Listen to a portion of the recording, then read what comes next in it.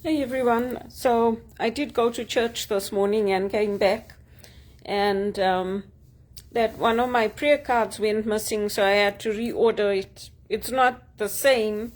The prayer is slightly different, but anyway, it arrived in the mail today, which is good, because the first place I started helping was the Franciscan missions in New York, and they had sent me a prayer card for those who live alone. So I had to reorder one, and I got that, so I kept it out so that I can see it and pray it daily. It's a nice prayer to say. And for the reflection today, it's a good reflection for us to think about how Jesus's mercy is not just for us, it's for everybody. And we can make a choice to turn towards him or to turn away from him, and towards God the Father or away from God the Father. And I guess the image is in our church, we have the Stations of the Cross going around the church, and there's an image there of Mother Mary holding Jesus in her arms when they take him down from the cross. We call it the Pieta. And that's an image that we can reflect on about our responsibility in turning towards or away from God, and to choose to sin or not. Sometimes there's things that we call it sin of the world, like there's things that affect us which we can't change, but there are choices we can make to turn towards God. And to remember that God remembered even the thief on the cross who turned to him, and in those last moments, God forgave him and told him that he'll be with him in paradise. And I think that's the essence of the reading for today. And it's the essence of remembering that we have choices in life. We have choices to make in life. And we can turn towards God or we can turn away from God. I see our budget has come out. So let's see. I've been hearing the same thing since 2002 that, investments are flowing into Canada. Good paying jobs are being created. Stable jobs are being created. And nothing changes. Not for me and not for single women and visible minority women. Nothing changes. Canada has got an F on the poverty report, and it just seems to be getting worse every year. The poverty is Dickensian poverty, where children have to have meals provided by the government in the school. That's like the 1800s. It's like how we grew up with in the war. It's really awful. It's really awful. Then the newspapers here won't say it. They won't report like that, like how the English papers report. But whatever Mark Carney did to England, that's what he did here. And now the economy in England, now that he's left, the economy there is growing. It's starting to thrive. Jobs are being created. Nothing is happening here. Nothing.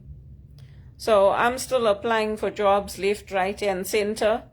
And even when my aunt came, my Uncle Francis's wife, Auntie Lorna, even when she was here, she said to me, I'll take you and come to India. I'll take you to India. I said to her, no, thanks. She's like, why? I said to her, no, because I meet a lot of women and girls that come here from India, and they're saying things are 100 times better here compared to India. Women have no rights there. They put into menial jobs, and here they do the same thing to us as graduates of this country. They put you into the worst jobs, the worst shifts, the worst pay, and then after you make everything's better for them, they let you go. But they're telling me it's still better here than it is in India. So that's why I told her, no, I'm not willing to go with you. And she said to me, are you sure I can take you? I said, yeah, I'm sure. I said to her, I would rather go back to Zimbabwe than come with you to India. If worst comes to worst, I would rather go back to Zimbabwe. I'm trying to get a job here, or in England, or in America. So we have to choose. We have choices to make, because the debt of what we owe God, we cannot repay it. And if we don't realize that and understand that, God, when we go to hell, there's no turning back. It's too late then. So, yeah, it's just sad. It's sad. Like, even when I went to the theater, I was shocked. Theater for the Elvis epic movie was empty. There were maybe like 10 of us in the theater for both the shows. I went twice. It's empty. And you look at the shows that are taking place in New York and London and all these other places. The movie is taking the world by storm. Yeah, it's empty. It's so bad. There's some places they're offering movies for $3 just so that families can bring their children out and educate them through the movies. So it's very sad. That's all I can say. And it's boring. Oh, excuse me. It's boring sitting at home. You know, it's like, how much reading can you do? How much embroidery or sewing can you do? And you can't go out. I've had no social life in Canada. None. Because all your money goes just on the basics. Just on maybe getting yourself, because you wear your shoes till they have holes in them, and your socks and your clothes, and you have to upgrade them. You have to look nice when you go out. You need to get a haircut once in a while. You need to look presentable. I mean, it's just awful. It's just, I don't know how people can keep voting in the same government, knowing that, you know, some families are waiting 6 months to find a doctor.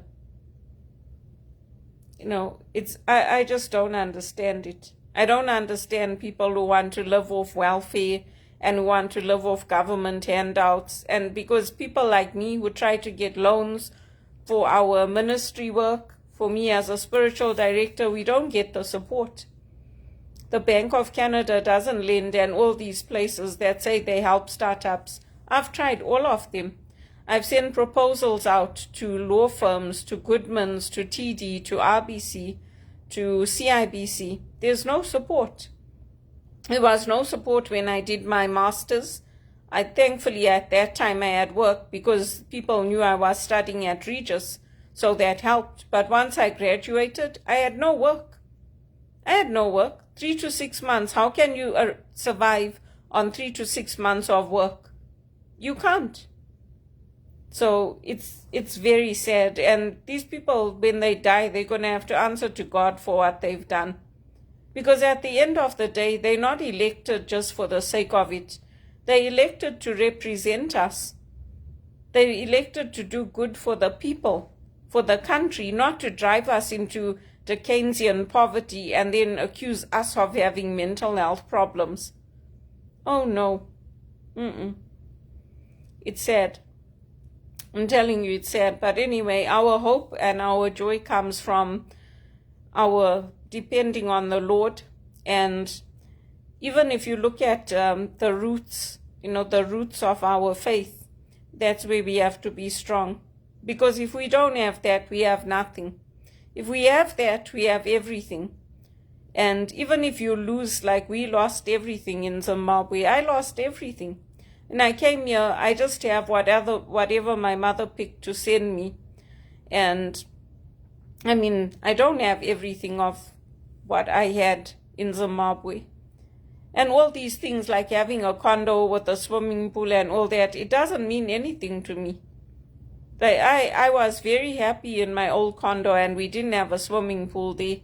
Because I exercise in my unit. Yeah, the gym is there, so I use it. The pool is there, so I use it. But it's not like when I came here, I didn't have all that.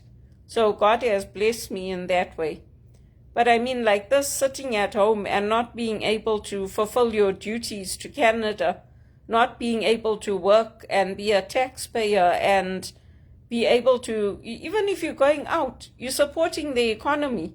If you're going out and having a meal in a restaurant, or you're going to the theater, or you're going to the cinema. You're supporting the economy. Somebody's got a job because of that. So for me, it's awful. I don't know where my resumes go. It's like they disappear into a black hole. All my resumes that I applied to EY for jobs in England, jobs in America. I applied to Deloitte. I applied to the banks. All these banks have, like subsidiaries overseas. I don't know where they go. And I mean, it's disappointing. That's the reality. It's disappointing because before you come here, they present an image like there's going to be lots of work as long as you're willing to work hard. And if you do a good job, you'll get promotions. It doesn't happen. It doesn't happen. And for visible minority women, it's a fact. The poverty report is a fact that we are the ones who are being discriminated against. And it's not right. It's not right. So, it doesn't make sense to me. And this is a waste of a life.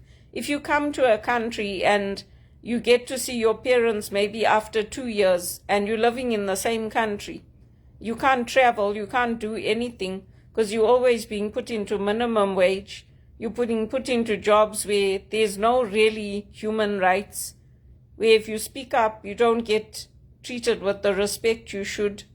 You're told just do your job and don't say anything. I mean, it's not right. And I'm glad I stood up to Credit Suisse and Nadia Timsu and all of them. Because you know what? Even if their managers wanted a personal relationship with me, it's not their place to take me out to lunch and to talk to me about it. I don't have any respect for men who are like that. If you want to date me, talk to me. You want to see if I want to be your friend, talk to me. And if I say no, leave me alone. Don't get your women to keep calling and be obsessed with me. I'm not interested. Yeah, my obsession is Elvis Presley's music. That was always the obsession. And then I forgot about it. Then my mother sent me all my CDs. I was like, oh, all this Elvis music. I haven't listened to it for ages. I never played it. I just kept the CDs and everything. I never played it, but then it started coming on my YouTube. And sometimes even I'm listening to documentaries or I'm watching documentaries and the music, the thing changes, the channel changes and that music comes up for me. All that 70s music that I grew up with, that's what I like. And the music from the 50s is nice of his, but it's not for me as nice as the 70s.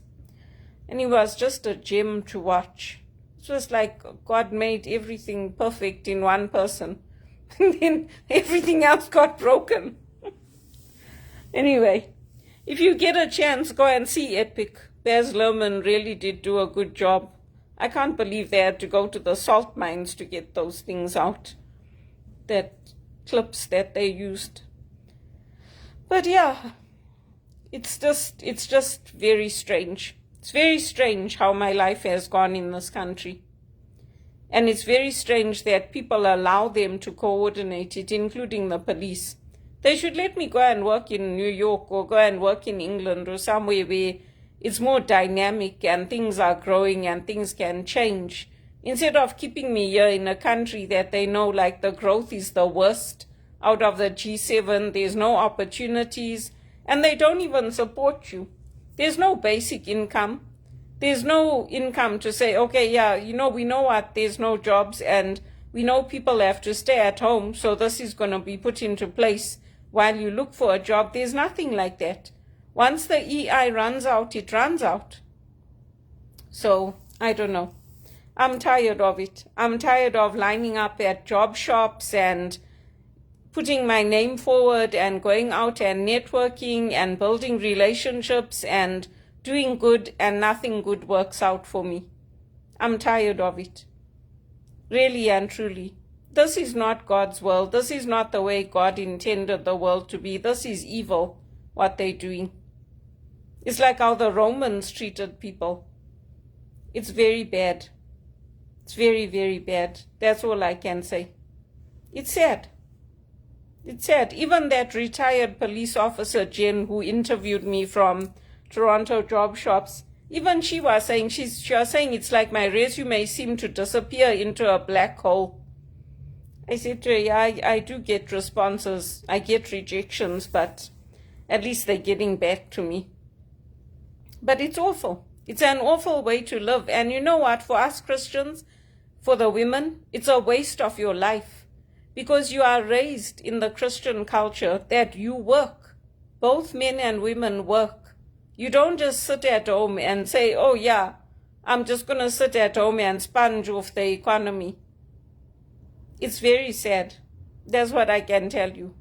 It's not like I'm not intelligent. It's not like I have no skills to offer. It's not like I'm a bum. It's not like I'm not a graduate. It's not like I've denied others having the experiences that I've had. Today the world is global. Anybody can do what I've done. You have to put your mind to it and you have to pray and you have to ask God to open those doors. But like this is oppression, what's happening in Canada. It's oppression. The country is being oppressed. And they're going and they're building ties with India. India might be coming up, but it's got the worst reputation when it comes to human rights and treatment of women. I didn't come from like the slums. I didn't come from like the really, really poor areas in Africa. I came from a decent place. Yeah, we grew up dirt poor. But you know what? I went to school. I have a basic education. I went to nursery school. I went to junior school. I went to high school. I graduated. So what more do they expect? What more do they want before I get a decent paid job paying over $70,000 like the rest of the people who graduated with me from Rotman? It's ridiculous. It's ridiculous. And if you people are going to say, well, oh well, you can't say that. Yes, I can. If I wasn't a graduate and if I didn't have that job at TD, my mother wouldn't be in this country. She wouldn't. It's because of me that she's here. It's ridiculous. It's a waste of a life. It's very, very sad to see what people have allowed to be done to me. And all those executive assistants, Nadia Timsu and Mandy Rose and all of them, they must stay away from me. I don't want anything more to do with them, and I don't care if they're Catholic or Christian or if their husbands came from Zimbabwe. I don't care. They did nothing to help me. They destroyed my reputation and they destroyed my life. I don't want them to ever come near me again. They must stay away from me. We have choices to make, and that's my choice. I hope God has mercy on this country, and I hope it comes up, because it's very, very sad. For England and Canada to become like countries of the 1800s, to have Dickensian poverty and food banks, and children, their parents can't even afford to buy them food and send them to school with that food. They have to take government programs. It's not anything to be proud of. It's very, very sad. It's very sad. But yeah, the scriptures today are good. We have choices to make. We have, all of us, we have choices to make. And if you're near a church, I would say if you have the time, you can find the Stations of the Cross and reflect on that pieta where Jesus is taken down from the cross and he's in his mother's arms. There's a beautiful statue actually at, I think it's at St. Basil's. I haven't been downtown for a long time, but I think it's in St. Basil's Parish. They have that statue. It's beautiful. It's like the Michelangelo statue. That's our debt to God. We can never pay it back.